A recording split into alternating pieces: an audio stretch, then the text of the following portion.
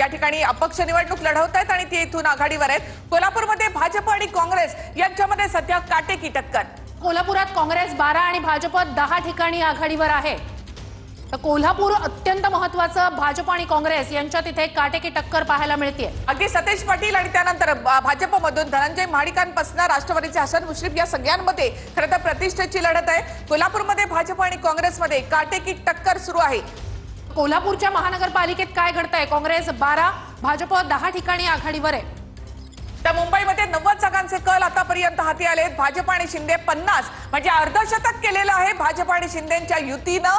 तर ठाकरे बंधू अद्यापही त्या अर्धशतकापर्यंत पोहोचू शकलेले नाहीत।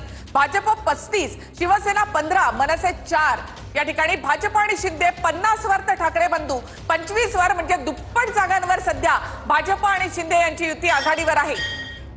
यात मोठी ब्रेकिंग